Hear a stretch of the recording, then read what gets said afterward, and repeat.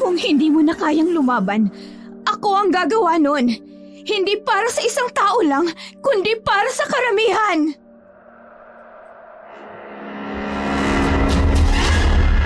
Kung ako ang kikilos, hindi ko na kakailanganin pa ang batas na sinasabi ninyo.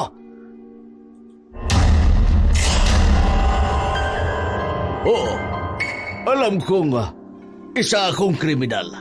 Ang tanong, alam ba ng mga tao? Ang aswang ay mananatiling aswang. Kumakain ng tao, walang konsensya at walang pakialam.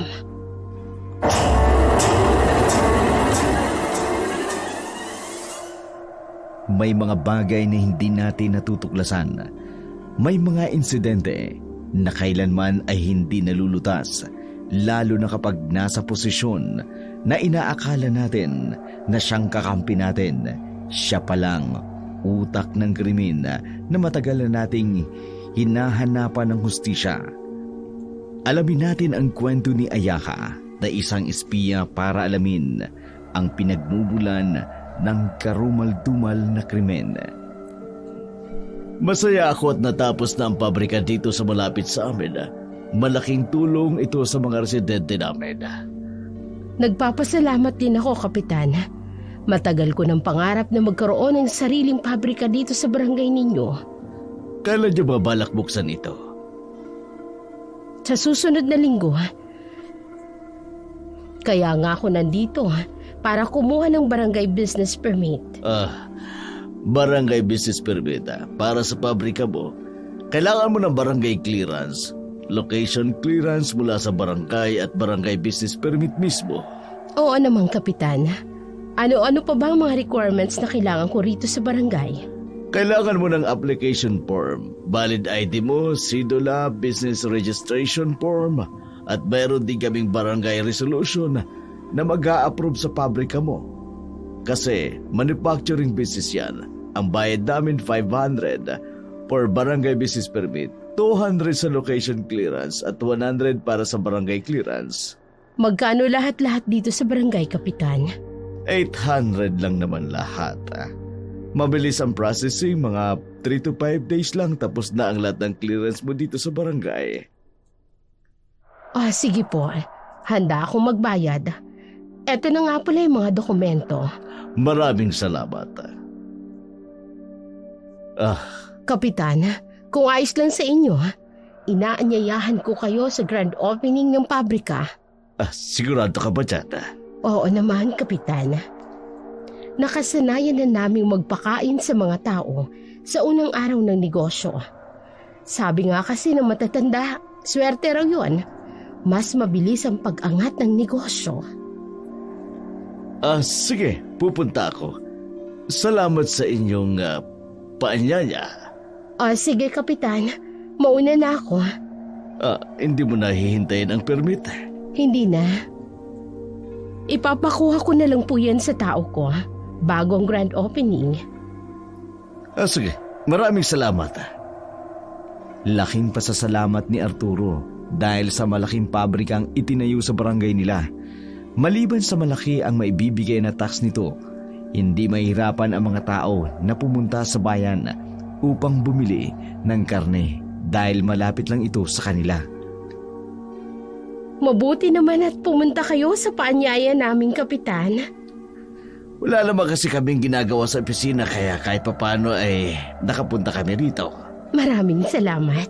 Walang anuman. Oo nga pala. Ang laki pala ng negosyo nyo, no? Oo nga. Hindi na mahihirapan ang mga tao na pumunta sa bayan dahil halos karne ang ibinibenta namin. Oo nga. At least makakasave na ang mga tao sa pamasahe pa lang. Sige na, Kapitan. Kumain lang kayo dyan. Asikasuhin ko muna ang iba pa naming bisita.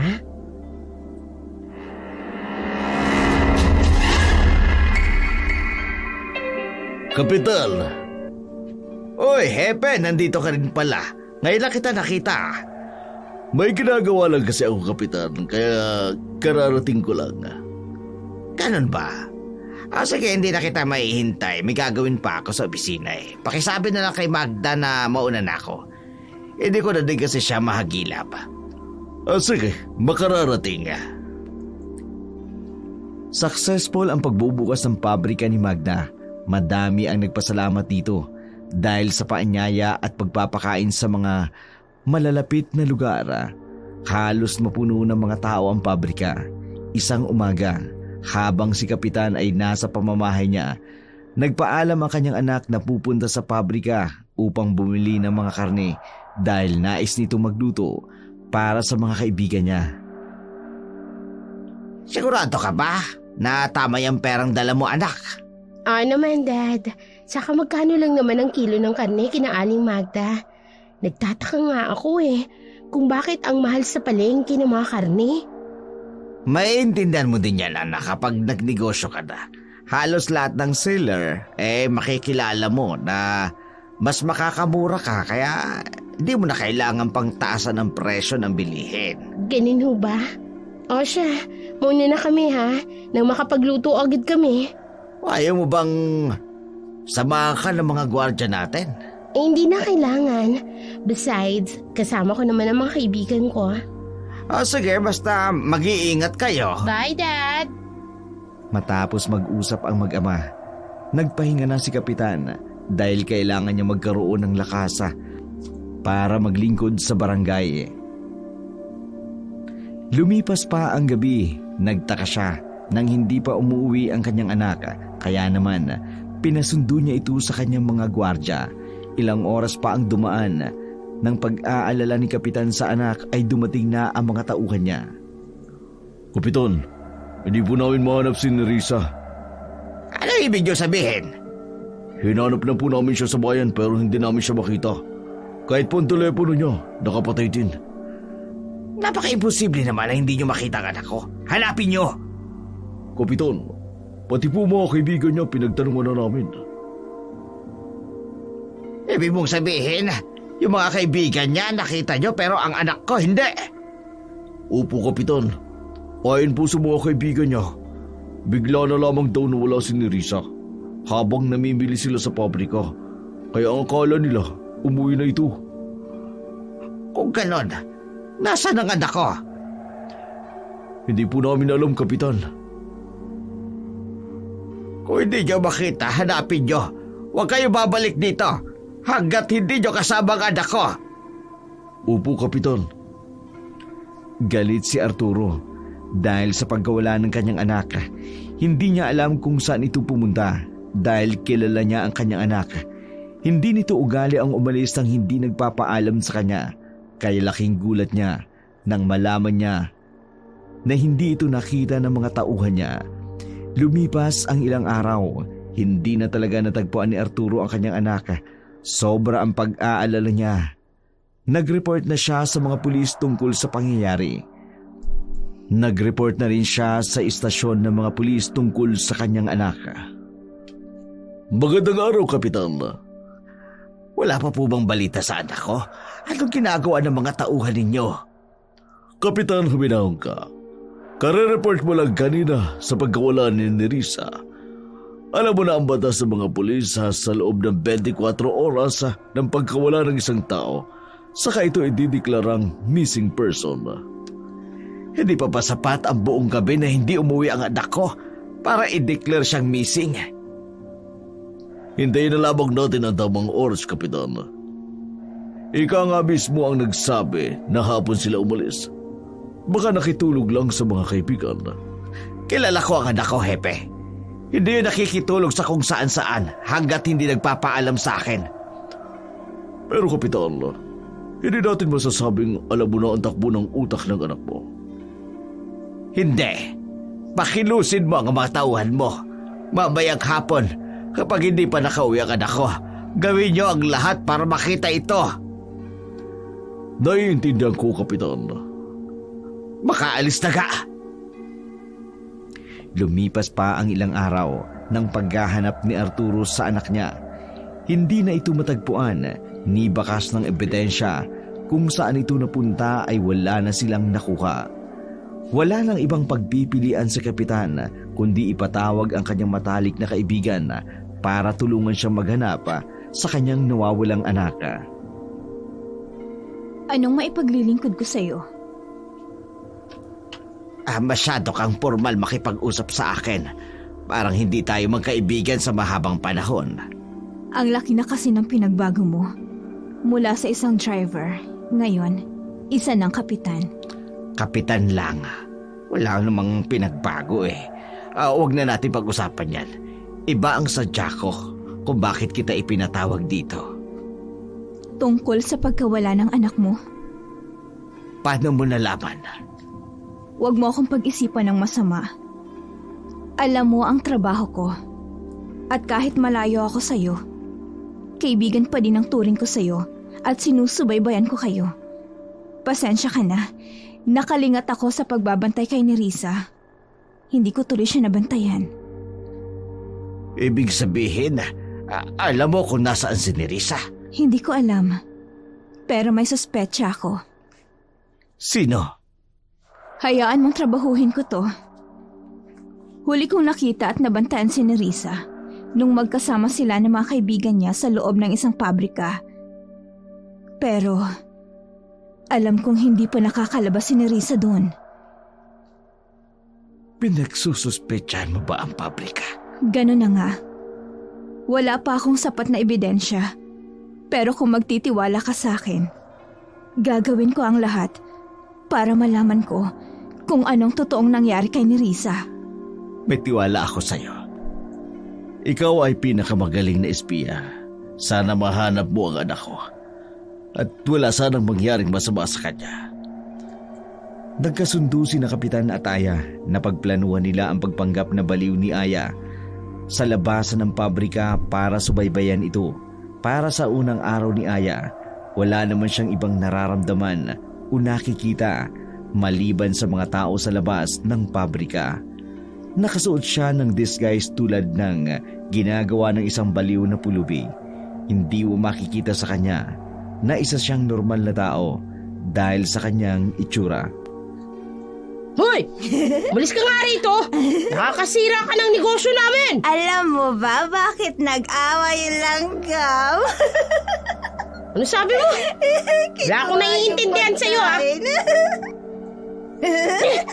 Halika nga! Huwag mo akong hawakan. Dito lang ako. Umalis ka dito. Ay! Unang iya kang baliw ka! Bakit mo ako kinagat, ha? Ha? Bad ka! Bad ka! Bad ka! Bad ka! Ako? Masama? Ha? Alis! Baho-baho mo eh! Alis sabi! Ano? Alis! Galit siya. Anong kaguluhan nito? Ma'am, yung pulubing yan, kanina pa yung umaga rito. Ayaw umalis. Makakasira yan ng negosyo. Bakit hindi Huwag kang magpakita ng kabastusan sa maraming tao. Pero ma'am, pumasok ka na sa loob. Asikasuhin mo ang trabaho mo. At hindi mo trabaho ang pagpapaalis ng pulubi. Pasensya na po, ma'am. Ayos ka lang ba? Saan ka ba nakatira? Bakit hinahayaan ka ng pamilya mo magpalaboy-laboy? Ha? Ano? Never mind. Pero sana huwag ka na dito tumambay, ha? Delikado dito, lalo pat ganyan ang sitwasyon mo. Yung tomboy? Masama po eh. Away po ako. Ikaw, bait ka po. Pangalan po? Ako si Magda. Ako ang may-ari ng pabrika na yan. Talaga? Ibig sabihin, mayaman kayo? Hindi naman. May negosyo lang ako. Ganun po ba? Baong ko ito, pero ibibigay ko na lang sa'yo para may makain ka. Nako, salamat po. Maraming salamat. Nakaramdam si Aya na naging successful ang pagpapanggap niya bilang isang baliw, lalo nata nakilala niya ng personal si Magda na may-ari ng pabrika. Hindi niya ito nakitaan ng kakaiba dahil sa kabaitan nito sa kanya, kaya madami pa din tanong sa kanyang isipan. kung paanong biglang nawala si Nerissa matapos pumasok sa loob ng pabrika. Natapos ang buong maghapon nang nakasubaybay si Aya. Lumabas ang 2 tauhan at narinig niya ito na may kakaiba siyang naramdaman. Kailangan i-deliver ang mga karne na ito lalo sa madaling panahon at makahanap ng siliwang babae. Yung order ng mga kliyente sa atin. Teka nga muna, tsaka lang muna. Sige, balik ka lang agad na. Saan ka papunta? Hoy! Di ba sinabihan na kitang umalis ka rito? Ha? Bad ka! Bad ka! Bad ka! Wala akong panahon sa'yo at wala akong pakialam kahit umiyak ka. Di kita kilala. Bait ka. Hindi ka bait. Hindi ka bait. Kung nakalusot ko kay madam, sa akin hindi. Umalis ka rito Umalis ka rito. Umalis ka na sa Aray! Umalis ka na. Aray! Nasasaktan naman ako. Bitawan mo ako. Talaga masasaktan ka. Aray! Kapag hindi ka pa umalis dito. Gusto mo bang patayin kita Tapos ibenta ko yung lamang loob mo. Bitawan mo ako! Bitawan mo ako! Sa susunod na makita kita uli dito, hindi lang yan naaabutin mo. Sa susunod, huling araw mo na. Bad ka! Alis! Bad Tek na balong na to. Bad ka! Nye! Nakaramdam ng takot si Aya sa pagbabanta ng tomboy na tauhan, kaya minabuti niyang umalis habang nagpapanggap din na isang baliw. Ramdam niya ang lahat ng sinasabi ng lalaki na may kaugnayan sa pagkawala ni Nerissa. Malakas ang kutob niya, lalo pa sa mga binitiwang salita ng mga ito. Lumipas ang isang gabi na pagdesisyonan ni Aya na puntahan si Kapitan sa bahay niya para sabihin ang mga natuklasan niya. Hindi mo na lang ako hinintay at pumunta sa opisina. Nag-abala ka pang pumunta rito. Simula ngayon, hindi na ako pwedeng pumunta sa opisina mo. Kapag may ibibigay akong impormasyon, mas maiging dumiretso ako dito sa bahay mo. Bakit naman? Nararamdaman kong kakaiba ang mga tao sa loob ng pabrika. Hindi kita maintindihan. Narinig ko silang nag-uusap tungkol sa mga bangkay. Anong bangkay? Hindi ko alam kung paano ko sasabihin. Basta, tungkol sa mga patay. Mga karne. Suspetsa mo ba na isa ang anak ko sa pinag-uusapan nila? Maaring oo. Maaring hindi. Kailangan malaman ito ni Hepe. Kailangang i-raid ang pabrika na yan para malaman natin ang katotohanan. Sigurado ka ba dyan? Oo. Sige na. Pupunta na ako sa opisina. Para makausap ko rin si Hepe. Pupuntaan ko siya tungkol sa bagay na ito. Magandang araw, Kapitan. Anong sadya mo't ipinatawag ang mga tauhan ko?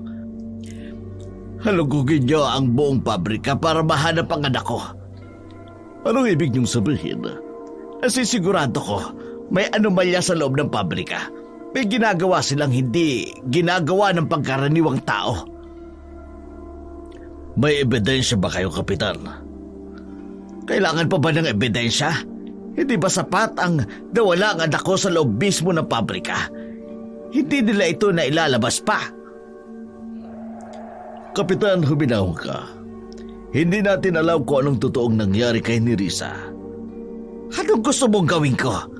Magsawalang hibo na lang sa pagkawala ng anak ko? Hindi naman sa ganun, Kapitan. Pero alam mo naman ang batas na sinusunod namin. Hindi tayo pwedeng kumilos ng walang dalang ebidensya. Hanggang ako. Kapitan, hayaan mong trabahuhin namin ito. Hindi naman kami tumitigil na malutas ang kaso ni Nerissa.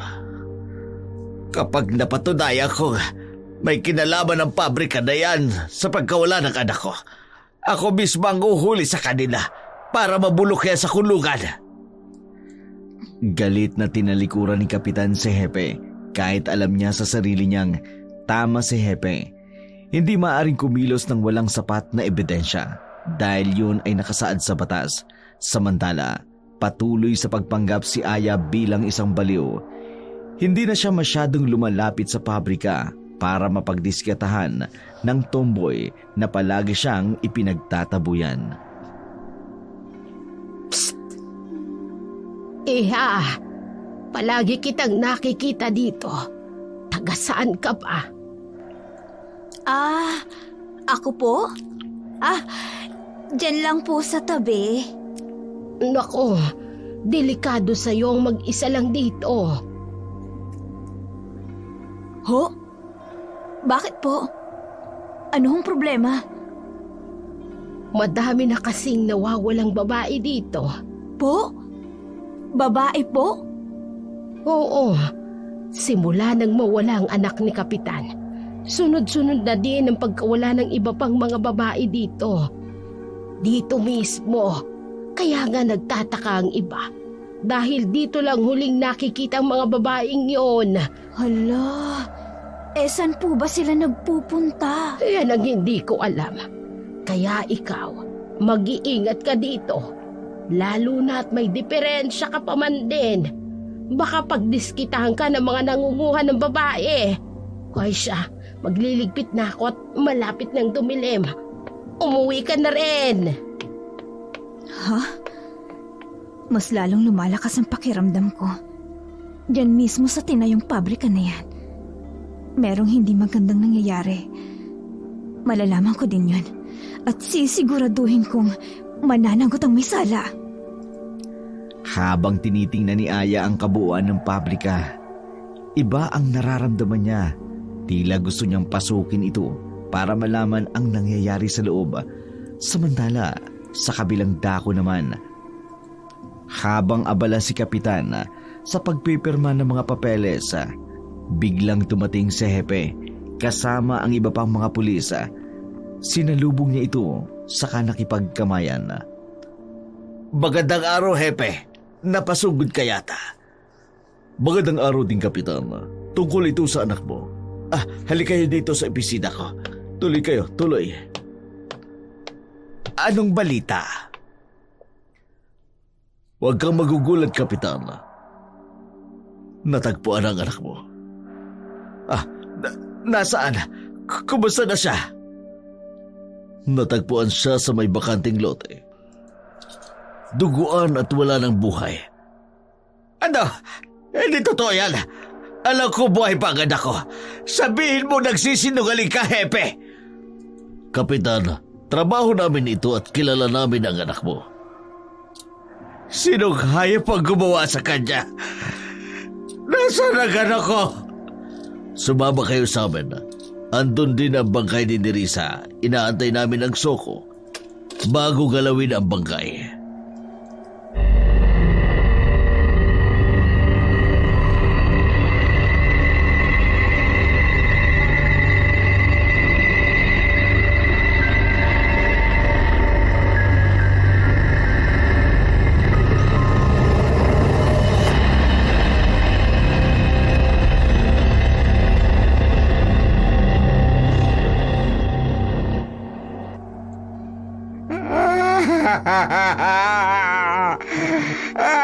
Nerissa na!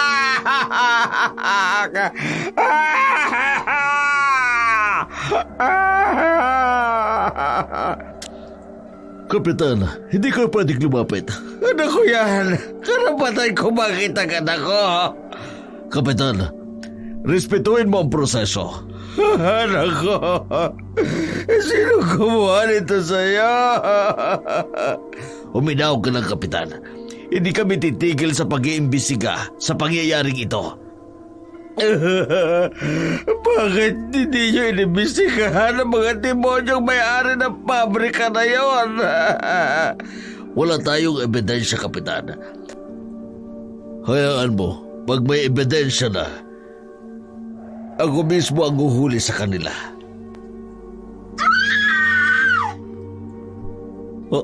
Ano yun? Bakit? Anong nangyari sa'yo? May mga patay pa dito. 2 babae. Ano? Mabuti pa, Kapitan. Umalis lang kayo rito. Babalitaan ko na lamang kayo kapag natapos ng kunin ang mga patay. Hindi biro ang pangyayaring ito. Gusto ko makita ka na ko, ha, Hepe. Gusto ko makita ka na ko. Hindi makatutulong kapag ganyan ka, Kapitan. Kailangan naming dalhin ang bangkay para sa operasyon ng pag-iimbestiga. Sige, basta mag-report ka kagad sa akin kapag pinalaman ka tungkol sa pagkamatay ng anak ko. At kung anong motibo nito kung bakit siya pinatay. Isang nakalulungkot na pangyayari ang hindi maintindihan ni Kapitan. Muli niyang tiningnan ang anak bago ito tuluyang umalis. Saktong pagka-uwi ni Kapitan, bumungad sa kanya si Aya na parang kanina pa naghihintay sa kanya. Bakit ganyan ang mukha mo? May nangyari ba? Walang nangyari. Pero may natuklasan. Ano yun? Ganun ko natagpuan na. Buti naman kung ganun. Bakit parang hindi ka masaya?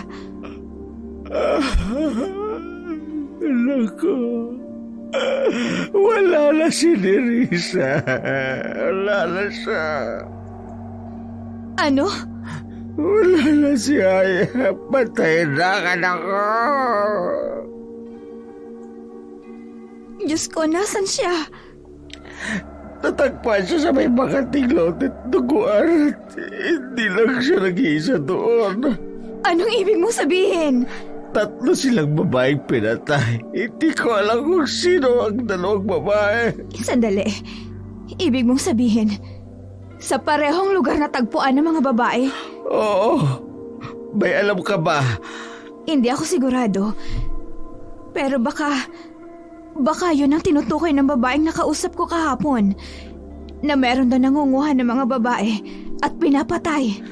Saan mo nakausap? Baka may alam siya kung sino pumatay sa mga kababaihan dito. Sa tingin ko wala siyang alam. Isa lang siyang tendera sa labas ng pabrika. Wala ka pa bang nasagap na impormasyon? Marami. Pero malabo pa. Sa ngayon, hindi ko pa alam kung saan ako magsisimula. Kailangan mong malaman kung sino pumatay sa anak ko sa lalong madaling panahon. Makakaasa ka. Konti na lang. Malalaman ko na ang utak sa mga manugong pangyayaring ito. Malaki ang tiwala ko sa iyo. Simula pa lang. Huwag mo kong bibiguin. Matapos ang pag-uusap nilang yun, hindi pa din mapakali si Kapitan. Gusto niyang magwala sa pagkamatay ng anak niya, pero alam niyang meron siyang lugar na kailangan niyang pagsilbihan. Lalo na ngayon sunod-sunod ang patayan at pagkawala ng halos mga dalaga sa lugar nila. Bilang isang kapitan, obligasyon niyang tulungan at proteksyonan ang mga tao. Kinabukasan, maaga siyang nagpunta sa opisina at naghintay ng kung ano ang mangyayari. Anong balita, Hepe? Hindi mo na ako tinawagan kahapon. Pasensya na. Madami kasing ginagawa tungkol sa paglutas ng mga kaso sa 3 nasawi. Anong magandang balita mo ngayon? Sinasagawa ng autopsy sa mga bangkay at nakuhaan ito ng pangtukoy sa kriminal. Ayon sa autopsy, biktima sila ng rape at homicide. Ano? Sa palagay ko, isa lang gumagawa ng krimen. Iisang tao lang ang pakay talaga niya ay ang manggahasa ng mga babae. At pagkatapos magawa ang gusto niya, papatayin niya para hindi makapalag at magsumbong sa mga otoridad. Kaya niyang patayin ang 3 babae? Hindi. Dahil sa pag-iimbestiga namin, natukoy na 3 araw na ang agwat ng pagkamatay ng mga biktima. Ibig lang sabihin noon ay hindi sila pinagsabay-sabay na patayin, pero sa isang lugar, dinadala ang mga biktima. Diyos ko, ano ba itong nangyayari sa lugar natin? Huwag kayong mag-alala, Kapitan. Ginagawa namin ang lahat ng makakaya namin na mabigyan lang ng katarungan ang pagkamatay ng mga biktima. Hindi talaga yung may-ari ng pabrika gumawa nito. Ibig sabihin, mali ang kutob ko. Sinabi ko naman sa iyo, Kapitan, wala tayong ebidensya tungkol sa pabrika, kaya hindi natin pwedeng pasukin ang pabrika. At baka tayo pa ang mabaliktad ng pagkakataon. Balik-bali ang hidala ko. Hayaan mo, makakabawi ako. Malaking kahiyan ang naramdaman ni Kapitan para kay Magda dahil sa kutob nitong may kinalaman ang kanyang pabrika sa pagkawala ng kanyang anak. Pagkalipas ng buong araw, naiuwi na si Nerissa sa bahay ni Kapitan. Kasama niya ang mga kamag-anak para magbantay sa burol ni Nerissa. Kapag aalis siya papuntang opisina, gustuin man ni Kapitan na hindi magtrabaho at magbantay na lamang sa anak niya hanggat hindi ito na ililibing. Hindi niya pwedeng talikuran ang kanyang nasasakupan, lalo pa sa panahon na yun na kailangan siya ng mga tao. Nakikiramay kami, Kapitan. Maraming salamat.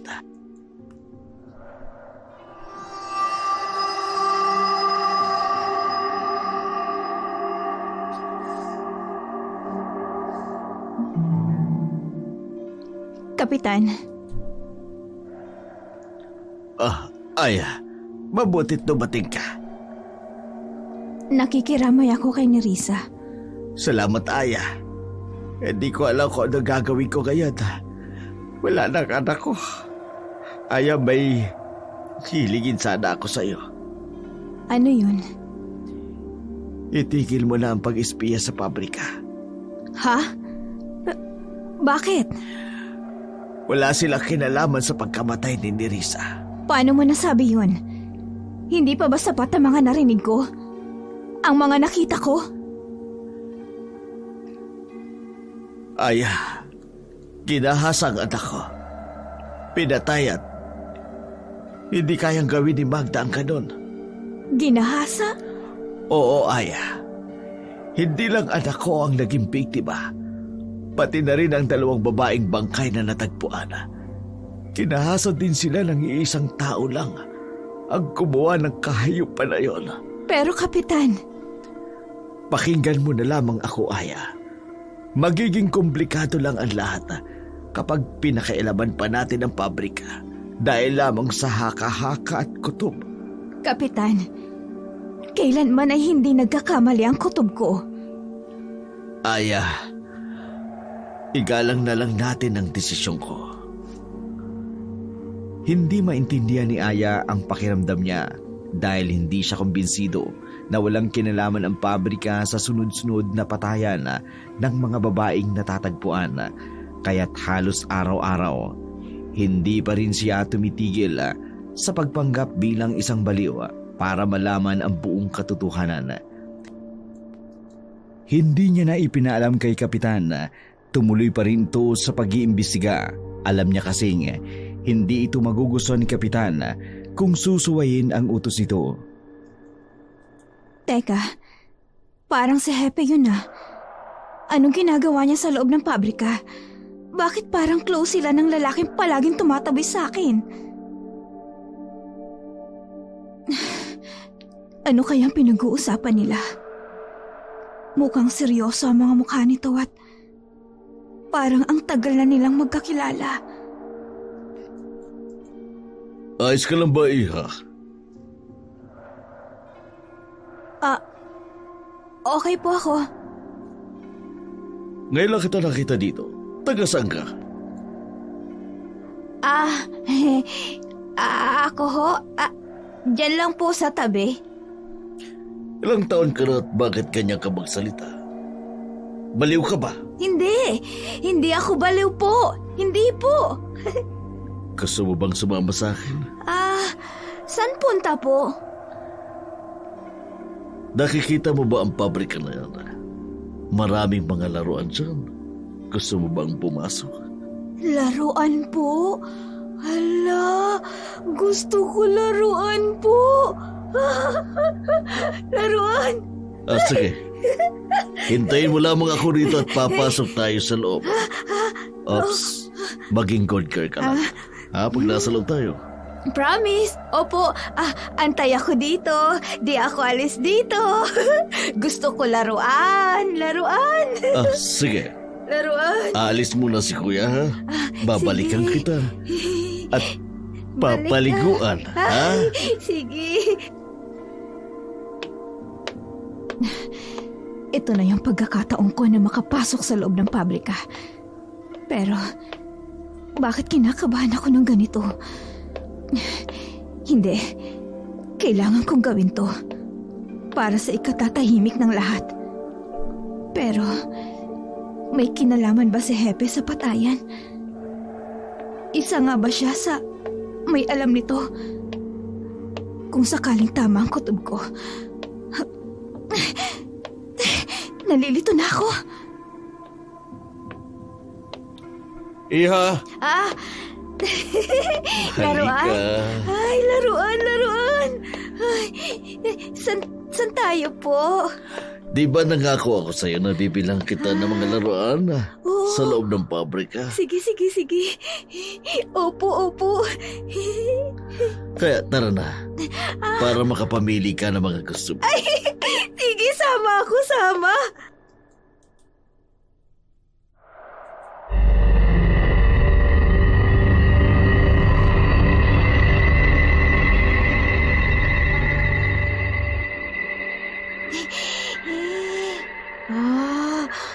San po laruan po? Saglit lang, Iha. Hindi pa dito. Bakit baho dito? Ano to? Ay, ano yan? Yan ba? Mga karne lang yan ng baboy.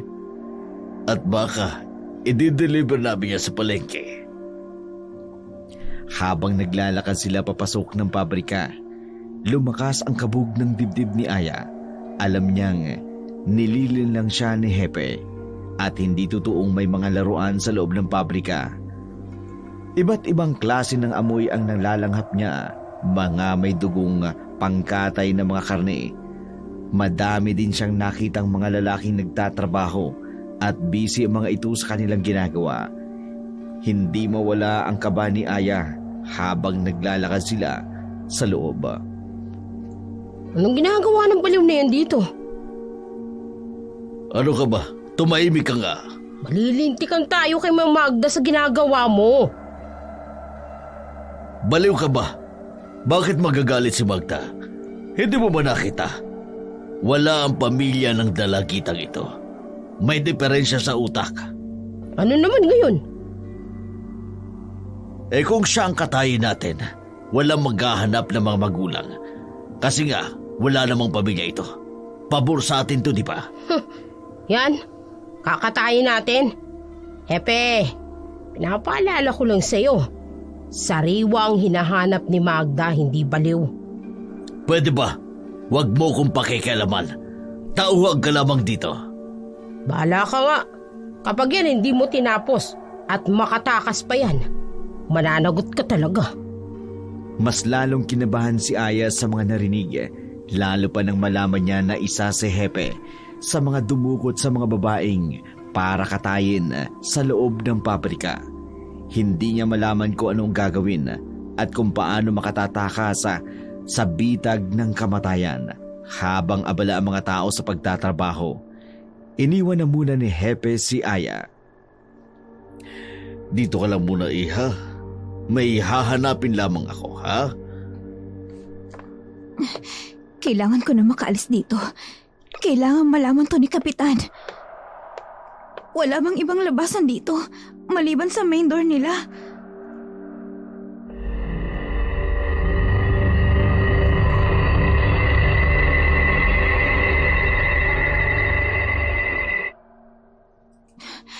Wala pa si Hepe. Kailangan kong makaalis dito. Kailangan kong humanap ng CR para makapagpalit. Ayun, may nakita ako CR. Nasa kabila lang. Tsako, na nasa likod kami. At dito kinakatay ang mga babaeng nakukuha nila.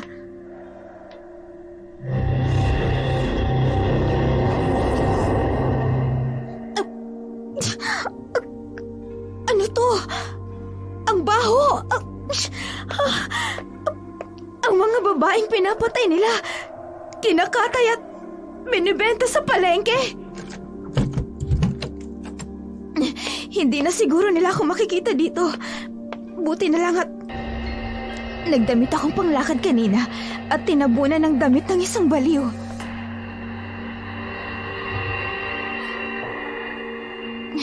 Ayan. Salamat at napunta ako agad sa grocery nila. Sasabay ako sa mga lumalabas, sa mga taong namimili. Dahil sa sobrang laki ng pabrika, nahati ito sa dalawa. Sa kabilang banda ay mga katayan ng mga tao at sa kabila naman isang grocery kung saan namimili ang mga tao ng mga karne dahil nagpalit ng suot si Aya. Ibang-iba na sa itsura niya noong nagpapanggap siyang isang baliw. Normal lamang siyang namimili ng mga karne, nagbayad, saka siya lumabas ng pabrika. Halo-halo ang nararamdaman ni Aya sa mga natuklasan. Hanapin ninyo! Hindi pa nakalalayo yun. Libutin niyo ang buong lugar! Miss, may nakita ka bang pulubi rito? Wala ho.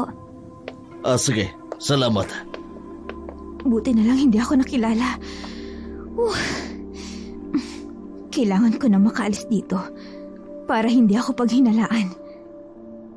Nakakuha na din ako ng mga litrato kanina sa loob. Sapat na tong ebidensya para mapasok ng mga pulis ang pabrika. Dali-daling nilisan ni Aya ang pabrika. Sa ganoong paraan, hindi na siya matutuntun ng mga lalaking humahabol sa kanya.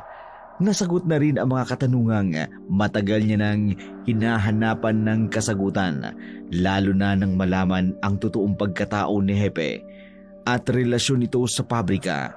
Lumipas ang ilang araw, hindi na muna nagpanggap si Aya bilang isang baliw dahil baka balikan siya ni na Hepe at ng mga lalaki ng pabrika. Sa kabilang dako naman, patuloy ang investigasyon para sa hustisya kay Nerissa. Ilang araw nang nailibig ang anak ko. Hanggang ngayon wala pa din kayong lead sa kaso. Nagtatrabaho ba talaga kayo ng maayos, Hepe? Ginagawa namin ang lahat na makakaya namin pero hindi namin matukoy ang mga sospek. Kung nagtatrabaho kayo, dapat nahuli nyo na ang kriminal. Bakit wala pa rin na magandang balita? Nasisiguro kung alam na ng kriminal na tinutugis siya ngayon kaya tahimik muna ito. Sige, ginagawa din namin ang aming magagawa sa aming barangay. Inutusan ko na mga tanod ko na magpain at halugugin ang buong barangay para imbestigahan ninyo. Pero Kap, kailangan natin sundin ang proseso ng batas. Batas? Yung batas para sa mga biktima, nasaan na? Naiintindihan ko ang punto mo, Kapitana. Hindi naman namin sinasadya o isinasara ang kaso para sa mga biktima. Sana bago inilibing ang anak ko, nagkaroon malang sana ng hustisya ang pagkamatay niya. Hayaan mo, Kapitan. May linda kami. Babalitaan kita kaagad. Kapag ako ang kumilos, Hepe, hindi ko kikilalanin ang batas na sinasabi ninyo. Isa lang ang masasabi ko, Kapitan. Huwag na huwag mong ilalagay sa kamay mo ang batas. Baka hindi mo na makuha ang hustisya ng pagkamatay ng anak mo. Biglang nagsing sa utak ni Kapitan ang sinabi ni Hepe bago ito tuluyang umalis.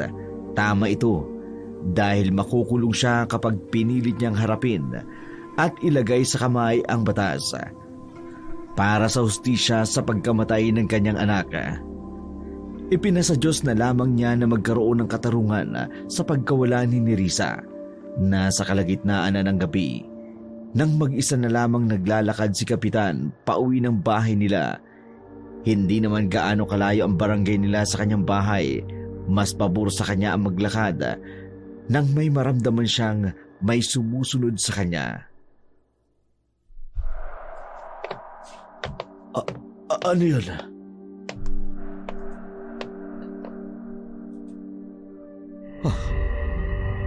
Sino ka? Ano kailangan mo sa akin? Asan ang baril ko? Lintik. Nakalimutan ko pa talaga sa opisina. Bakit hindi siya nagsasalita? Alam ko nakatingin siya sa akin. Kailangan kong makalayo.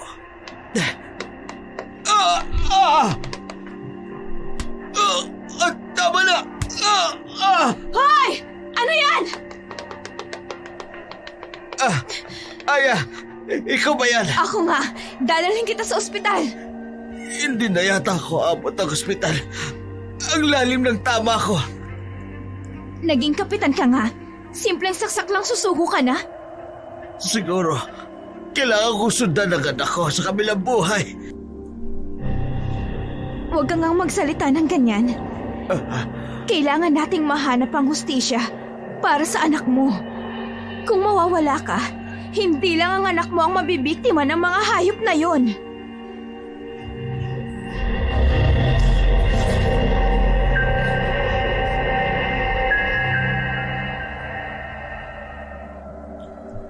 Pumayag na lamang si Kapitan na dalhin siya ni Aya sa hospital. Marahil ramdam niya ang panghihina niya, pero nagpapalakas ng loob niya para mabuhay ang sinabi ni Aya. Makalipas ang ilang araw, madami nang nabalita ang mga nawawalang babae sa barangay nila. Sari-saring kwento ang naririnig ng mga kapitbahay na minsan daw may nakasaksi na hindi tao ang kumukuha ng mga babae dahil may mga pangil ito, matalas ang mga kuko. Kunot-kunot ang muka at pinanghihinalaan nilang isang aswang habang nakaratay si Kapitan sa ospital. Nagpapagaling ng ilang araw ay hindi siya iniwan ni Aya.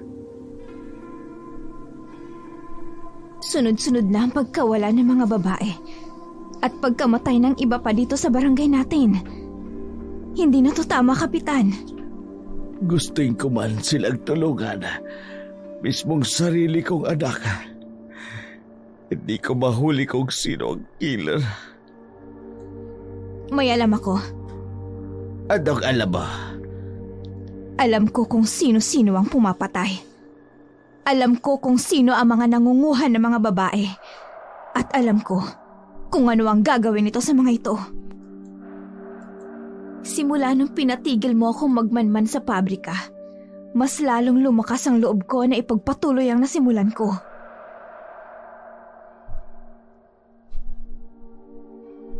Ibig mong sabihin, hindi ka tumigil sa pag-espiya sa kanila. Aya, malinaw na wala silang alam sa nangyari. At malinaw na rapist ang kriminal. Oo, nung una yan din ang akala ko. Pero nang matuklasan ko ang lahat ng katotohanan, kitang-kita ng mga mata ko dahil muntik na din ako mabiktima. Ano? Plano talaga nilang kumuha ng mga babae para pagtakpan ang ginagawa nilang kahayupan sa loob ng pabrika, para isipin ng mga tao na isang rapist ang salarin. Pero ang totoo,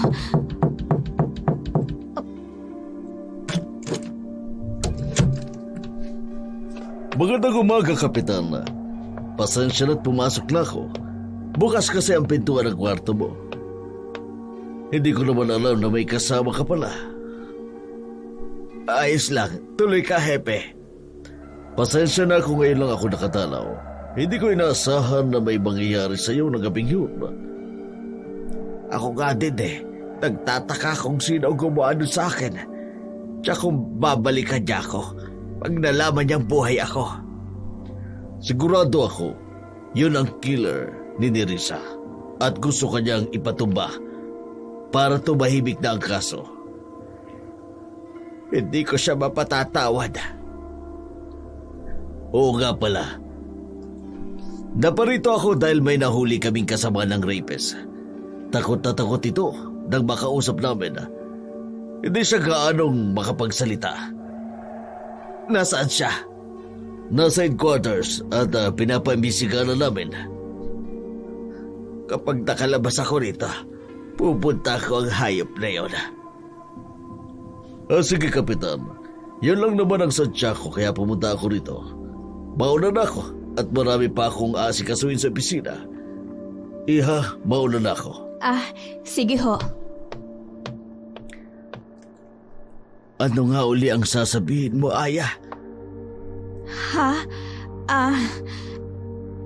Mas mainam na wag ko munang ipaalam kay Kapitan para hindi siya malito. Kailangan ko pa ng maraming ebidensya para mahuli si Hepe at ang lahat ng mga trabador sa pabrika. Wala ho, Kapitan. Sigurado ka ba? Bakit parang namumutla ka? Ayos ka lang ba? Oo naman. Ayos lang ako. Hindi ko alam kung anong totoo. Kung sino ang utak ng patayin sa barangay natin. O may nalalaman ka ba, magsabi ka lang kaagad sa akin. Sa ngayon kailangan ko pa ng sapat na ebidensya. At kailangan ko uling magpanggap na isang baliw. Salamat sa mga naitulong mo sa akin, Aya. Hayaan mo, masusuklian ko ang lahat ng kabutihan mo. Trabaho ko to, Kapitan. At hindi ako titigil hanggat hindi nagbabayad ang mga kriminal. Minabuti ni Aya na wag munang sabihin kay Kapitan ang nalalaman niya tungkol kay Hepe para mahuli niya ito sa akto at hindi na makatakas pa. Naawa siya sa Kapitan dahil sa sobrang sakit ng mawala ng anak. Pero ang tanging nasa isip niya lang ay planuhin ng maayos na mahuli ang kriminal. Lalong-lalo na ang ginagawa nitong pagprotekta mismo sa isang pabrika. Nang makalabas na si Kapitan sa ospital, wala na siyang pinalampas na oras. Pinuntahan niya ang tinutukoy ni Hepe. Kung ilalarawan ay halos kaedad lamang ito ng anak niya na tila ba gumagamit ng droga. Paano ko makakausap sa ganyang lagay niyan? Yan ang problema natin, Kapitan. Nakahuli kami ng isang kriminal na isa namang baliw. Sigurado ba kayong kriminal yang nahuli ninyo? Oo naman, Kapitan. Bakit parang baliw? Dinaan namin siya sa drug test. Nag-positive nga siya sa paggamit ng pinagbabawal ng gamot. Nagkaroon ng sobra sa paggamit kaya nagkaganyan. Halos lahat ng lumalapit sa kanya isinasaktan niya. Dapat sa rehab niyo ilagay yan, hindi dito. Ililipat din namin yung Kapitan. Inaantay lang namin ang mga papeles na kailangan pirmahan ng mga kamag-anak nito. Hepe, pakiusap. Siguraduhin niyo lang na makakausap na yan ng matino para malaman ko na ang totoo. Ilang araw lang simula nang makalabas si Kapitan sa ospital. Yun din ang araw na inilibing si Nerissa. Marami ang nakiramay at nakipaglibing, mga kaibigan ni Kapitan. Habang inihahatid sa hantungan, may naramdaman si Kapitan na dalawang paris ng paa sa gilid niya. Kapitana, nakikiramay ako. Ikaw pala, Magda. Matagal din tayong hindi nagkita. Madami kasing mga business na kailangan kong asikasuhin sa ibang lugar. Kaya minsan lang ako napaparito. Nabalitaan ko ang nangyari sa anak mo. Masakit nga Pero kailangan ko na lang tanggapin na wala ng anak ko. May lead na ba sa kaso? Wala pa 2 linggo na din ang lumilipas. Wala pa rin usad ang kaso ng anak ko. Pati ang iba pang mga naging biktima. Nawawala na ako ng pag-asa. May hangganan din ang lahat, Kapitana. Malay mo isang araw, mabubulok na lang sa kulungan ng pumatay sa anak mo. Sata ka. Oo nga pala, kunin mo na itong konting pera. Konting tulong ko na rin ito. Naku, wag na. Nakabala ka pa. Nakakahiya. Huwag ka nang mahiya, Kapitan. Ako nga ang dapat na magpasalamat. Dahil binabaan mo ang basic community tax na babayaran namin sa susunod na taon. Ayos lang yun. Wala naman akong hinihinging kapalit. Nako, Kapitan. Tanggapin mo na. Magtatampo talaga ako kapag hindi mo tinanggap ang alok ko. Mapilit ka talaga. Ay sige, tatanggapin ko yan pero Ito lang una at huling pagbibigay mo sa akin ng pera. Oo naman. Para yan sa pagkamatay ng anak mo, ha? Unless ikaw nang susunod na mamamatay. Ano? Ang ibig kong sabihin, mag-iingat ka. Nabalitaan ko ang nangyari sa iyo noong nakaraang araw. Paano mo nalaman? Nako, Kapitana. Sa tono ng pananalita mo, para bang may ibig kang sabihin. Hindi naman sa ganun. Pasensya na. Ayos Nagtataka lang. Ayos lang yun. Pero kapitan ka ng barangay. Kaya halos buong barangay alam ang nangyari sa iyo. Kahit sa kanto nag-uusap, ikaw ang topic. Ganun ba? Marami talagang marites dito sa barangay ko. Nawala ang pangamba ni Kapitan dahil sa sinabi ni Magda. Samantala, hindi nakaligtas sa paningin ni Aya si Magda. Batid niyang iba talaga ang ibig sabihin nito sa mga sinabi kanina. Habang nagpapaalam ang ibang taong kakilala ni Kapitan, nagpaalam na rin si Magda. Maging kay Aya. Hindi magawang kausapin ni Aya si Magda, kaya isang tango lang ang iginawad niya at tuluyan na itong umalis. Bakit ganun na lang kung tingnan mo si Magda kanina? Ha? Wala. Nagagandahan ka ba sa kanya? May tinatago ka ba sa akin, Aya? Tungkol pa din ba ito sa pagdududa mo sa kanya? Hindi naman sa ganun. Mukhang mabait naman si Magda. Hindi niya kayang pumatay at mangidap ng mga babae. Huwag kang masyadong magtiwala, Kapitan. Hindi lahat ng nakikita mo ay totoo. Ang iba ay nagpapanggap lang. Hindi ko maintindihan ang nais mong iparating, Aya. Pero tama si Hepe. Hindi natin pwedeng husgahan ng isang tao base lang sa pagdududa natin. Ibig mong sabihin, ipapawalang bahala mo na lang ang nangyari kay Nerissa? Kung yun ang makabubuti ay oo. Sa nangyari sa akin nung gabing yun. Natitiyak kong dahil yun sa hindi ko pagsuko, naharapin ang pumatay sa anak ko. Kapitan, nahihibang na ba kayo? Kung hindi ka lalaban, paano mo mabibigyan ng hustisya ang pagkamatay ng anak mo? Kung lalaban ako paano? Paano, Aya? Ni anino ng kalaban hindi ko kilala. Yan lang ba ang dahilan mo? Tapos susuko ka na? Kapitan, paano ang pamilya ng mga taong pinatay? Mga taong biktima? Mga taong hihingi ng tulong sa'yo sa susunod? Ano pang silbi ng tulong ko? Kung sarili kong anak hindi ko naproteksyonan. Pakiramdam ko, ako na ang pinakawalang kwentang kapitan at ama. Kung hindi mo na kayang lumaban, ako na ho ang gagawa nun.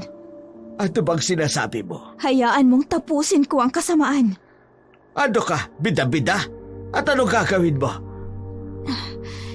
Kapitan, mas mainam ho na ako na lang ang gagawa nito. Ipagpapatuloy ko pa din ang pag-iispiya sa pabrika. Sa ayaw ho at sa gusto nyo. Huwag mo kong susuwayin. Kailangan ko tong gawin, Kapitan. Hindi para sa isang tao lang, kundi para sa karamihan. Bakit sino ka ba? Binayaran lamang kita para mag-ispiya. Doon. Dahil nakumbinsi mo ko na pagdudahan ang may-ari ng pabrika at ang mga taong nagtatrabaho sa pabrika. Pero ngayon, wala eh. Wala tayong ebidensya kaya itigil mo na ito. Sinubukang pigilan ni Kapitan si Aya, ngunit mahina pa siya para hulihin ito. Ang totoo niyan, natatakot siya na kung ano ang mangyari sa kanya kapag hindi niya tinigilan ang paghahunting sa kriminal na pumatay sa kanyang anak. Nasisiguro niyang babalikan at babalikan siya ng mga tao kapag nalaman na pinahanap din siya nito sa mga pulis. Kapag nawala siya, mas lalong wala na siyang pagkakataong makuha ang hustisya para sa anak. Kinabukasan, maaga siyang pumunta sa opisina. Pinatawag din niya si Hepe para sa mabigat niyang desisyon. Pasensya na't natagalan ako, Kapitan. Ano palang sadya mo at bakit mo ko pinatawag? Gusto kong itigil niyo na ang pag-iimbisika para sa anak ko. Ano ka mo? Gusto ko nang kalibutan ang lahat. Magsimulang muli. Bakit mo naman naisip yan? Naisip ko lang, hanggat hindi ko tinitigilan ang paghahanting sa kriminal na yon, mas lalong magiging delikado ang buhay ko. Sigurado ka ba niyang, Kapitan? Ginagawa naman namin ang lahat ng makakaya namin para malutas ang kaso. Pero hanggang ngayon, wala pa ring lidhepe. Nailibig na ang anak ko. Kailangan pa namin ipagpatuloy ang pag-iimbestiga para sa mga taong namatay at sa anak mo doon. Kung ganon, di na ako makikialam sa kaso. Kung mahuli man ang kriminal, mas mabuti. Kung hindi naman, kailangan ko na lang talagang tanggapin. Pasensya na, Kapitan. Hindi ko rin ginusto ang nangyari sa'yo. Hindi ka man lang namin mabigyan ng proteksyon. Naiintindihan ako, Hepe. Hindi naman sa lahat ng pagkakataon ay mapoproteksyonan niyo ang buong bayan. Sinsero ang pakikipag-usap ni Kapitan kay Hepe. Nang makaalis na ito, napabuntong hininga siya habang hawak-hawak nito ang litrato ni Nerissa. Samantalang si Aya naman, nakabuo na ng desisyon na kailangan niyang mahuli ang mga kriminal. Alam niyang kapag nagpanggap uli siyang baliw, makahalata na siya ng mga tauhan ni Magda at buo na ang desisyon niya. Hoy! Di ba ikaw yung gusgusing baliw na tinakasan kami nung nakaraan? Mabuti naman, bumalik ka rito. Hala, hindi ah. Hindi kita kilala. Sino ka po ba? Aba, talagang hindi mo na ako nakikilala? Sumama ka sa akin! Halika! Teka! Bitiwan mo ako! Hindi kita kilala! Makikilala mo din ako. Kaya sumama ka na sa akin! Halika na! Bitawan mo ako! Hindi ka mabait. Bad ka. Saktan mo ako. Talagang masasaktan ka kapag nagpumilit ka pa. Alam mo ba ang ginagawa ko sa mga katulad mo? Ha? Ano yun? Kinakain kong lamang loob nila. Binibenta namin ang iba't ibang parte ng katawan nila sa mga turista. Kaya kung ako sa'yo, sumama ka na ng tahimik. Bitawan mo ko! Bitawan mo ko! Bitawan mo Bilisan ko! mo na! Halika na! Bitawan mo ko! Sumama na lamang si Aya sa tomboy at nagkunwari siyang nagpupumiglas. Nakarating na sila sa loob kung saan siya dinala ni Hepe noon. Maraming amoy ng dugo na napakalansa ang naaamoy ni Aya. Abala uli ang mga tao sa pagkatay ng mga karne. Dinala si Aya sa isang napakadilim na kwarto. Saka siya tinulak papasok. Wala siyang kaalam-alam na hindi lang siya nag-iisa sa kwarto. Ay, paano ba ako makakatakas nito? Gayong, nasa loob ako ng madilim na kwarto. Sino yan? May ibang tao pa ba dyan? Miss? Sino ka? Huwag kang matakot. Hindi ako isa sa kanila. Tumigil ka na sa kaiiyak mo. Sandali. Napakadilim. Saan ka ba nakapwesto?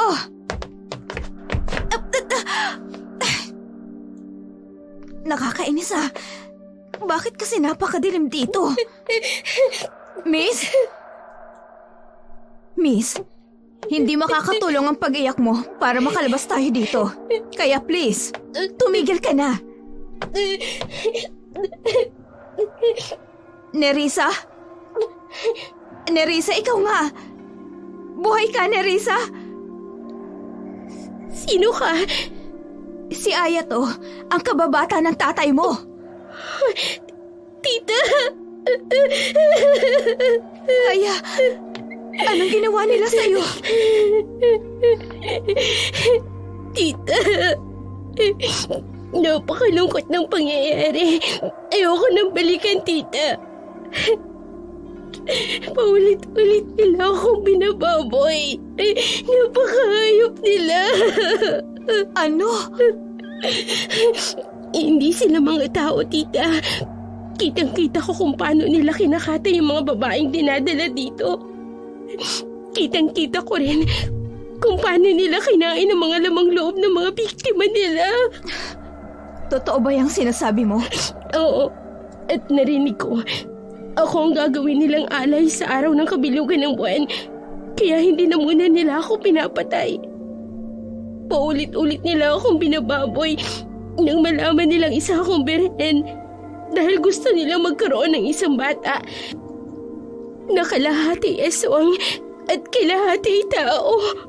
Diyos ko, Walang araw na hindi ako nagdasal na sana panaginip na lang ang lahat.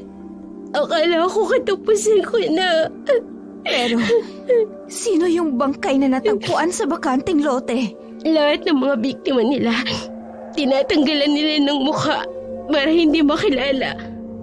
Mga gamit ko ang isinama sa mga bangkay para hindi na ako hanapin ni Daddy. At akalain nitong wala na ako. Magbabayad sila sa ginawa nila sa'yo. Tita, paano ka nakapasok dito? Ang pagkakaalam ko, mga sariwang babae yung kinukuha nila para ialay sa pagsapit ng kabilugan ng buwan. Kay Magda. Si Magda? Oo, si Magda. Nakatago sa napakagandang mukha at iaalay ang babaeng nagugustuhan niya para mananatili siyang bata. Akala ko napakabait niyang tao. Tita, siyang pinuno ng mga aswang. Ano nang gagawin natin ngayon? Natatakot ako. Huwag ka mag-alala. Hahanap ako ng paraan. Nerissa, kailan daw gaganapin ang pagsapit ng kabilugan ng buwan? Ang pagkakaalam ko, sa susunod na linggo. Tamang-tama. Hahayaan ko muna sila kung ano ang gagawin nila sa akin. Nang sa ganun, mapag-aralan ko ang mga kilos nila. Tita, masyadong delikado ang gagawin mo. Baka kung mapahama ka. Pag hindi ako kikilos, pareho tayong mamamatay. Pinalakas ni Aya ang loob ni Nerissa. Kahit ito nagulat nang makitang buhay pa si Nerissa. Pero nakalulungkot ang pangyayaring pinagsasawaan ito ng mga aswang. Sa isip ni Aya, mas okay nun kaysa tuluyan siya nitong kinatay at pinatay. Lumipas ang ilang araw. Isang liwanag ang bumungad kay Aya. Alam niyang binuksan na ang pinto ng dalawang lalaki na humawak sa kanyang braso. Sinubukan niyang magpumiglas para magising si Nerissa, pero tinakpan ng isang lalaki ang bibig niya. Sa isang kwarto, doon siya dinala at nakita niya si Magda na nakaupo na tila ba siya na lang ang hinihintay. Kumusta ang unang araw mo dito, Iha? Hindi ka man lang ba magpapasalamat sa masarap na tulog? Alam ko na kung sino ka. Akala mo ba, hindi ko malalaman na isa kang espiya? Na hindi ka totoong baliw? Aya, isang napakagandang espiya ng isang kapitan. Napakahayop niyo. Hayop talaga kami. Hindi kami tao. Mga aswang kami na mas piniling magnegosyo ng karni ng tao upang yumaman. Demonyo kayo. Nasisikmura niyong pumatay ng tao para sa kaligayahan niyo. Naiintindihan mo ba ang salitang mga aswang kami? Demonyo? Oo. Hayop? Oo. Lahat ng klase ng tawag sa mga aswang. Oo. Ganun kami. Hindi na kayo naawa sa mga batang biktima ng kahiyupan niyo.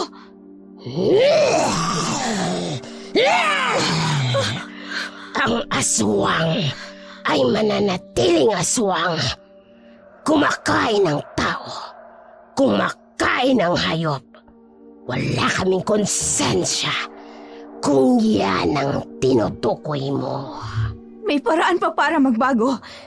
May mga aswang na hindi katulad yung demonyo. May mga aswang na gustong mabuhay ng normal na tao.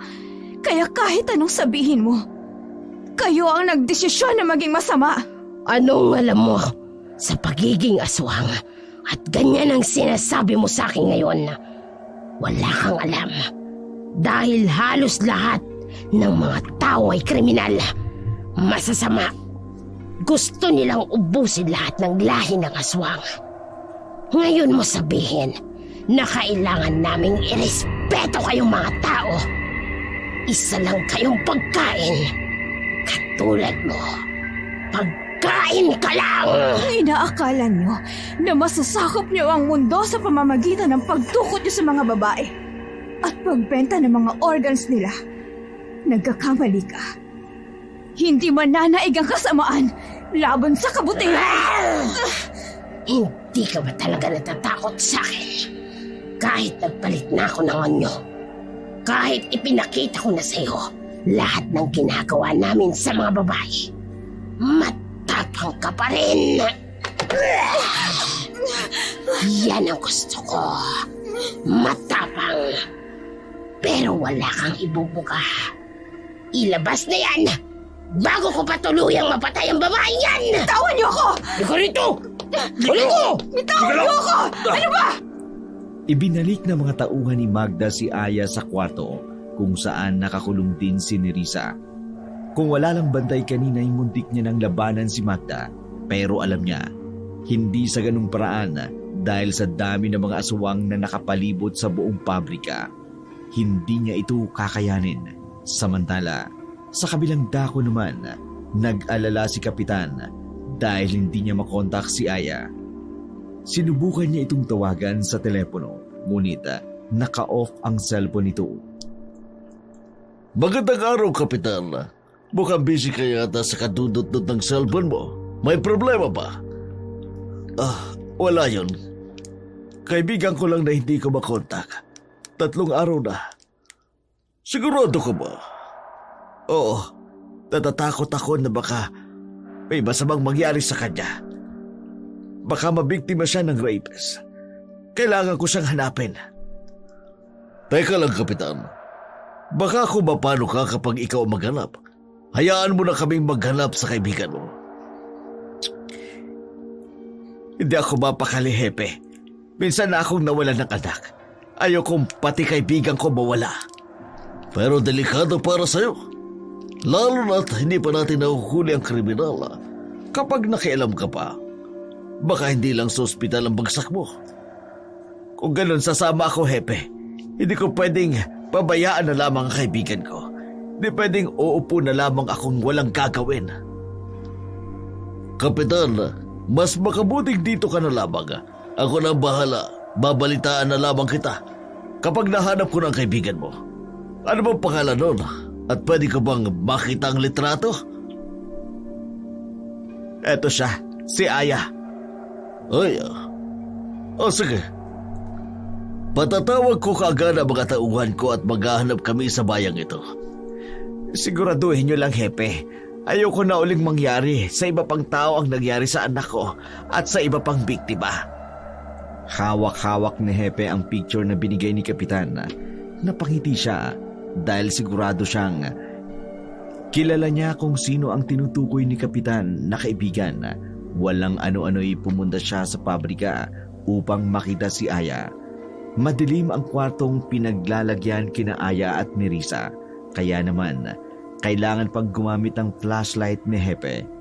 Siniguro naman nilang walang kagamitan sa loob ng kwarto na pwede nilang gamitin laban sa kanila.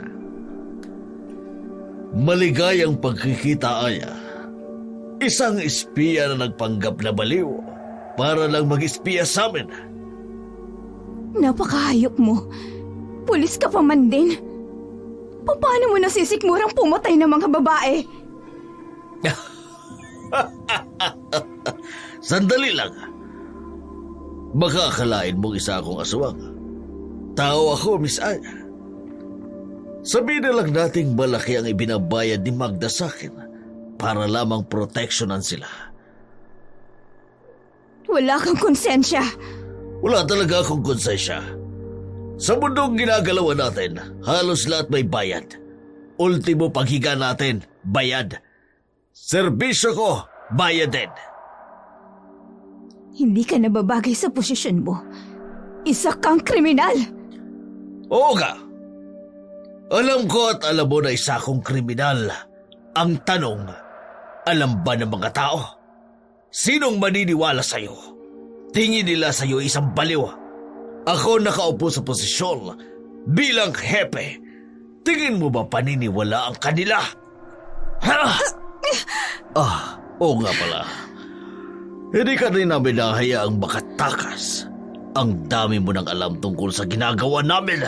Kapag nakatakas ako dito, sisiguraduhin kong mabobulok kayo sa kulungan.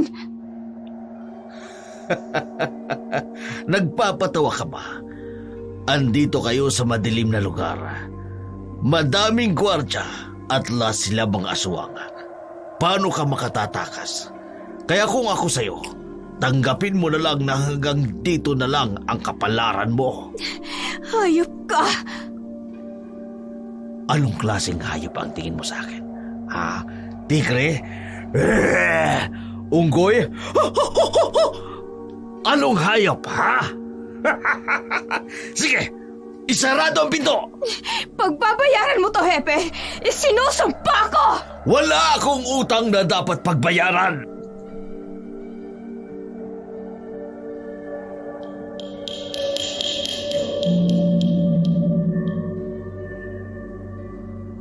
Si Magda, nasaan?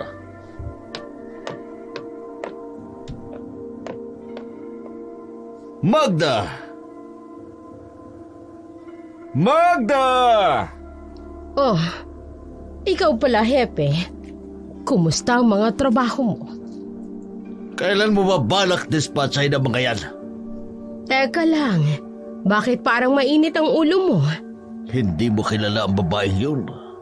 Sino? Si Aya. Isa siyang espiya. Magaling sa bakbakan. Kapag hinayaan nating makatakas yun, mauubos tayo. Minsan niya na kaming nilinlang, natakasan. Sa tingin mo ba, makakatakas pa siya rito? Mga aswang kami, Hepe. Hindi kami tao. Anumang oras kaya naming pumatay. Yun nga, ano bang plano mo at hanggang ngayon, hindi mo pa pinapatay yun? Pati ang anak ni Kapitan. Relaxed ka lang. Darating tayo dyan. Isa pa, hindi na pwedeng mabuhay pa ang kapitan na yan. Sinusubukan ko naman. Kaso putik, may sa demonyo yata ang kapitan na yun. Buhay pa rin. Palpak ang plano. Mag-relax ka lang muna, Hepe. Huwag mo nang problemahin ang mga yan. Ako nang bahala sa kanila. Pero bakit pinatatagal mo pa ang pagpatay sa dalawang yun? Hinihintay ko lang ang kabilugan ng buwan. Si Nerissa, pinagsawaan na ng mga aswang. Si Ayay hindi pa. Anong ibig mong sabihin? Nasisiguro kong isa sa kanila ay maaari kong ialay pagsapit ng kabilugan ng buwan. Si Nerissa na magdadalang aswang. Buntis si Nerissa? Kahit hindi ko pa pinatitignan, alam kong mabubuntis yun. Malakas ang dugo ng mga aswang. Kahit isang beses lang itong sipingan. Yan pa kayang pinagsawaan siya? Paano si Aya? Si Aya ang gagawin kong alay para manatiling aking pagkadalaga. Pagsapit ng kabilugan ng buwan at ang pagtawag ko sa itim na kapangyarihan ng mga aswang, babalik ang anyo ko at kailangan ko ng isang babaeng makukuha lahat ng dugo para manatili akong bata.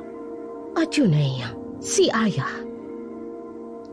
Alalahanin mo, 40 na yan. Gusto mo bang malahian ang dugo ng isang hindi naman masyadong kabataan? Pero yung share ko baka nakakalimutan mo. Binuwis ko ang buhay ko. Pati ang trabaho ko para proteksyonan ka. Heto, paunang bayad.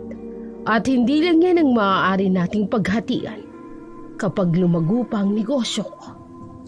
Yan ang gusto ko sa'yo. Basta't ituloy mo lang ang pakikipagkaibigan kay Kapitan. Kung maaaring patayin mo, gawin mo. Wala akong pakialam. Lahat ng sagabal sa plano ko sa pagsakop sa mundo, kailangang mawala. Huwag kang mag-alala, Magda. Ang sa akin lang, di ba kayo ang aswang? Bakit hindi na lang kayo ang pumatay para safe pa ako? Baka naman pwede. Basta kaya ko kayong proteksyonan. Malakas na tawang pinakawalan ni Magda para sa kanya. Nagtagumpay na siya na maging reyna ng buong mundo. Naramdaman niya ang paglubog ng mga tao. Walang ibang magkahari sa tao, kundi ang mga aswang. Ilang araw pa ang dumaan na natiling walang alam si Kapitan sa mga nangyayari. Hindi niya malaman kung nasaan si Aya at wala siyang balita patungkol rito. Nag-focus na lamang si Kapitan sa mga tao dahil alam niyang marami pa ang nangangailangan sa kanya. Walang kamalay-malay si Kapitan sa panganib na maaaring dumating sa kanya. Magandang gabi. Epe, kabinat na patalo ka rito. Gusto ko lang ipalam sa'yo na sinusundo ka ni kamatayan. Anong sinabi mo? Ito ang gusto ko sabihin sa'yo. Teka, Hepe. Anong ibig sabihin nito? Ibaba mo ang baril mo. Hindi ba kita biro yan? Sino may sabi sa'yong nagbibiro ako, Kapitan? Mas lalo hindi rin ako nagbibiro! Uli nyo! Tonta! Tatanga-taga!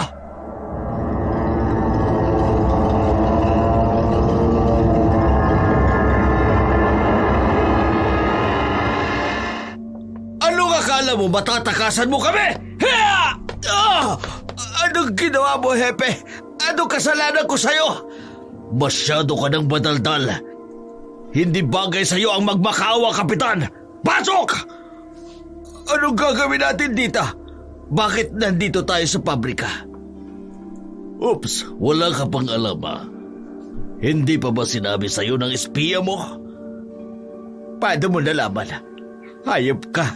Anong ginawa mo kay Aya? Teka, sandali lang. Wala pa akong ginagawa, Kapitan. Buhay pa naman si Aya. At pati na rin ang pinakamamahal mong anak. Ano? Oo, Kapitan. Buhay pa ang anak mong si Nerissa. At ngayong gabing ito, gusto kong makita mo kung paano mamatay si Nerissa at si Aya sa harapan mo. Napakademonyo mo. Wala akong ginawa sa'yo. Naging mabuti ako sa'yo. Pero hindi sapat yun. Hindi ako masaya. Kakarampot ang kinikita ng pulis. Hindi magkakasya sa akin yun. Ako na lang patayin mo. Huwag lang ang anak ko. Huwag lang si Aya. Oh, nakakatats naman. Ilabas mo ang dalawa!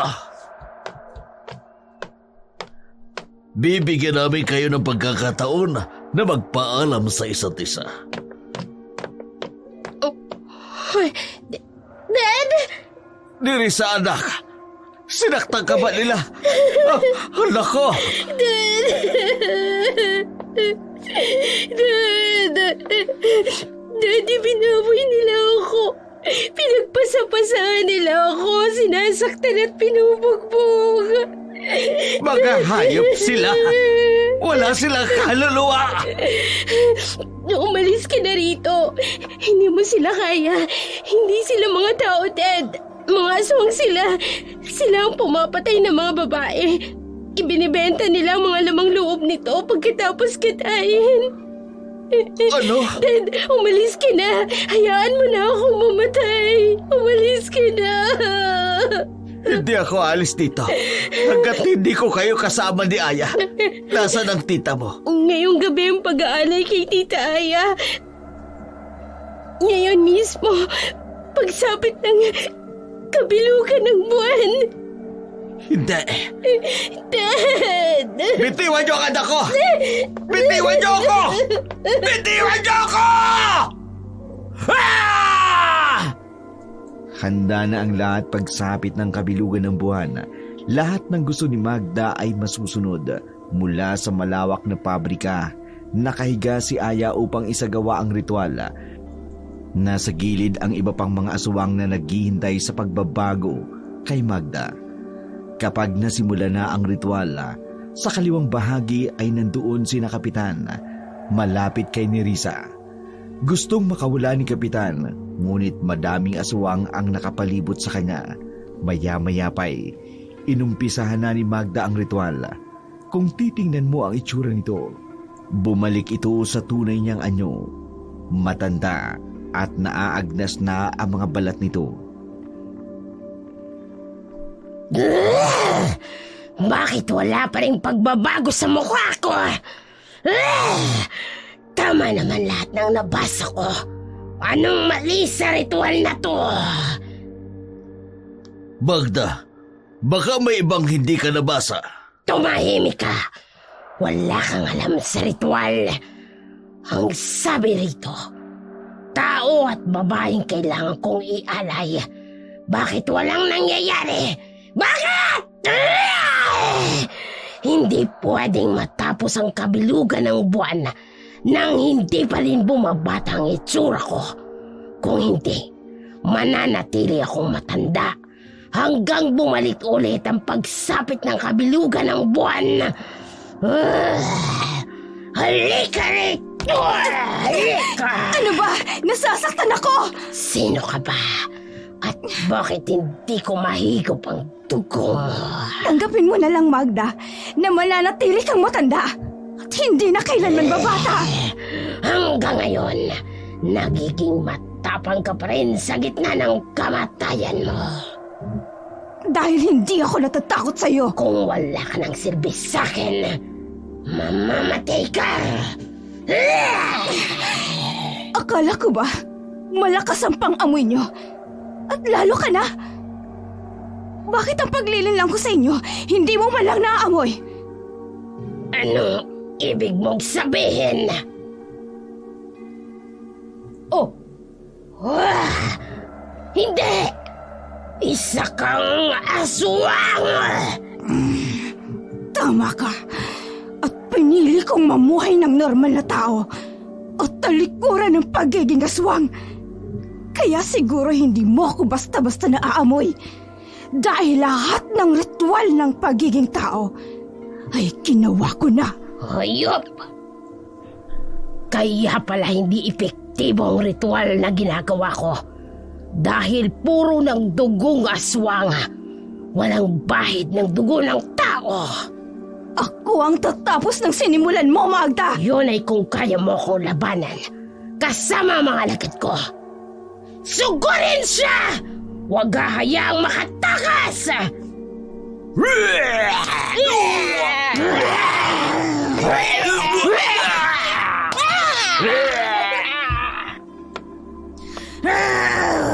Hetong sa'yo!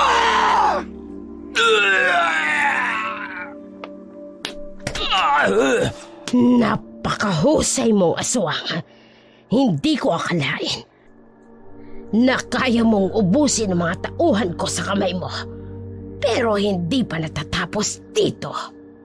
Hepe! Magda!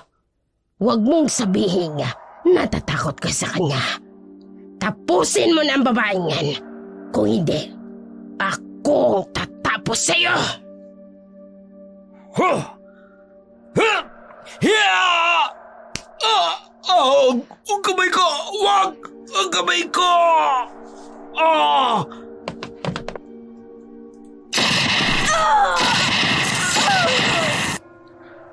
Baril lang naman palang katapat mo. Ano? Ipakita mo kung sino ka!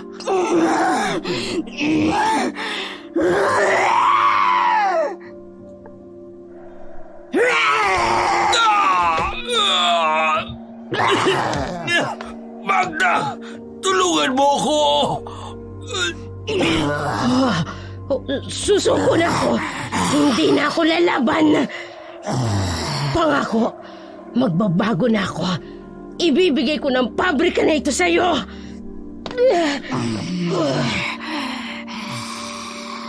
Ututo!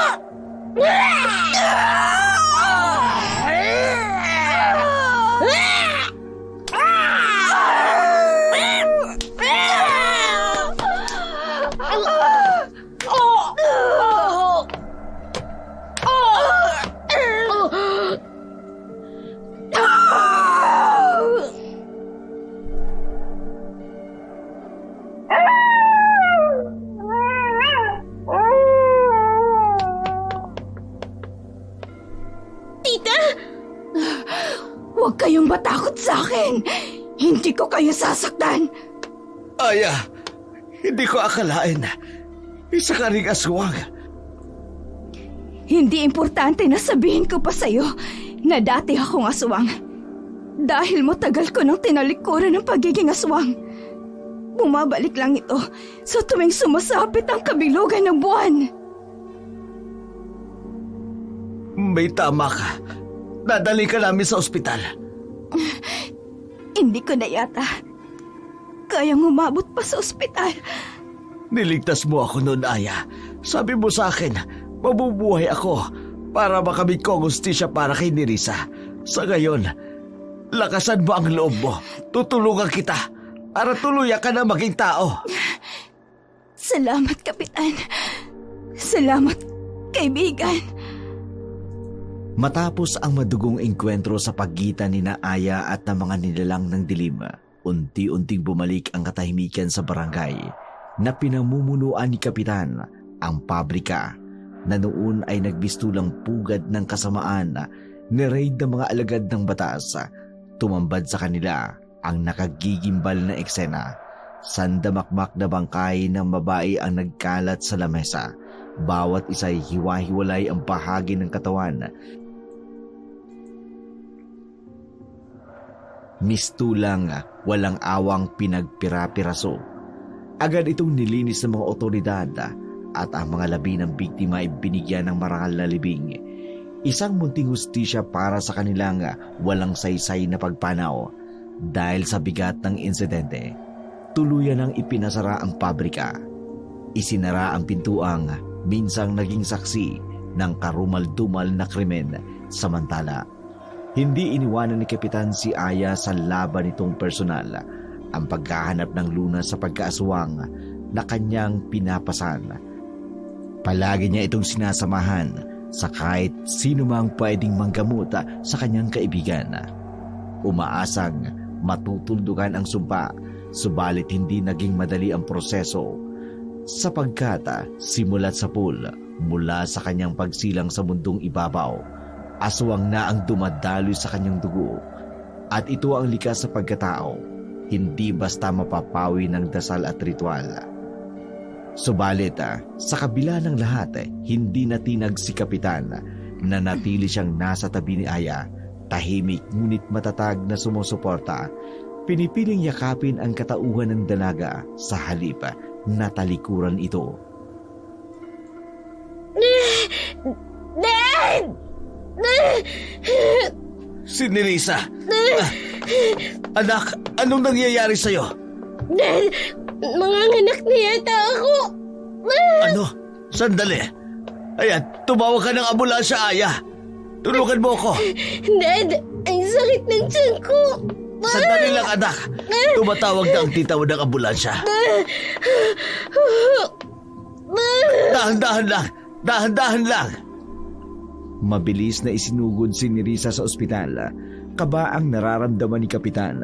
Naalala niyang ganito rin ang araw noong ipinanganak ng asawa niya si Nerissa.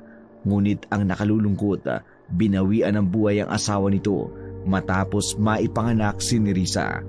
Madaming tao sa ospital, ayaw niyang gamitin ang pagiging kapitan para unahin ang anak niya, kaya nag-antay lamang siya na lapitan siya ng doktor.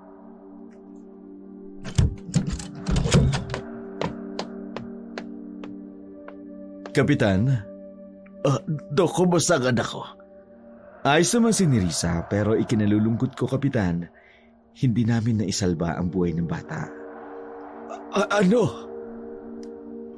Nakapagtataka. Ilang beses po naming chinek ang BP ni Nerissa pati ang pulso ng bata sa tiyan niya. All goods naman pero nakapagtataka kung bakit nangitim na siya sa paglabas at hindi na humihinga. Diyos ko, paano nangyari yun, Dok? Yan ang hindi ko po masasagot sa inyo ngayon dahil mismong ako ay nagulat sa nangyari. Gusto ko makita ang apo ko. Sige. Apo ko. Apo ko.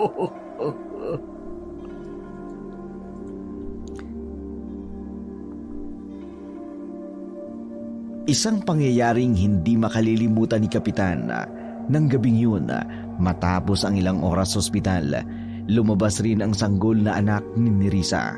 Ngunit hindi na ito buhay, patay na ito. Isang bangkay na sanggol na tila may kakaiba. Habang tahimik itong binabalutan ng kumot ang isang nurse, napansin ni Aya ang munting buntot sa likod nito. Isang palatandaan na hindi ito ordinaryong bata. Hindi ito sinabi ni Aya sa iba, lalo na kay Kapitan. Ayaw niyang madagdagan ang sakit ng isang amang nawala ng apo at ng isang inang halos masiraan ng loob. Si Nerissa, bagamat nakaligtas sa kamay ng mga halimaw, tuluyang nasira ang mundo matapos makita ang anak niyang wala ng buhay. Hindi na siya muling bumalik sa paaralan. Hindi na siya umalis ng bahay. Tahimik siyang namuhay sa piling ng kanyang ama. Pilit na tinatanggap ang sakit ng ina na mawala ng anak. Anak na kahit bunga ng pang-aabuso ay minahal niya ng buong buo. Si Kapitan, matapos ang lahat, nagbitiw sa serbisyo. Hindi na siya tumakbo pang muli sa halalan. Pinili niyang ibuhos ang kanyang panahon at lakas para kay Nerissa upang buuhin muli ang mundo ng kanyang anak. Kahit pa siya mismo ay wasak din. Sa tabi niya ay laging nandun si Aya. Matapos ang tagumpay nilang mapalaya si Aya mula sa sumpa ng pagiging aswang, hindi na siya kailanman lumayo. Tinalikuran niya ang kanyang buhay bilang espiya, hindi dahil sa takot kundi dahil sa wakas may tahanan na siyang nais niyang manatili. Sa mga simpleng araw ng paghilom, unti-unting naging malapit ang damdamin ni Aya at Kapitan. Sa pagitan ng pananahimik at pagtanggap sa bawat sakit na magkasama nilang pinasan, nag-ugat ang isang pagmamahalan na hindi nila inaasahan. Pero totoo, matatag at totoo rin ang pinagdaanan. Dito nagtatapos ang kwento ng isang babaeng espiya, ng Kapitan, na naging sandigan sa gitna ng bangungot. Sa kabila ng kadiliman, may mga taong pipiliing manatili, pipiliing magmahal, pipiliing maging liwanag din sa iba. Hindi lahat ng sugat ay kailangang gumaling upang magmahal muli. Hindi lahat ng pagkawala ay may katapusan. Minsan, ito ang simula ng panibagong buhay. Sa muli, mula po sa bumubuo ng Oragon Creator, mula po sa aming mga scriptwriters, editors, at sa lahat po ng aming mga drama talent, kami po ay buong pusong nagpapasalamat sa inyong pagsama sa amin. Ngayong naabot namin ang 100,000 subscribers. Kami po ay buong pusong nagpapasalamat at lagi pa rin pong nag-aanyaya na kung bago pa lamang po kayo sa aming channel, huwag kaliligtaang mag-like, mag-share at i-click na rin po ang notification bell para updated po kayo sa mga bagong video na aming i-upload. Maraming salamat po sa inyong walang sawang pagsubaybay. Ito po si Dark Shadow, nag-iiwan ng isang katagang. Anumang sama na hasik sa mundo, ipagdurusa rin ng may gawang tao.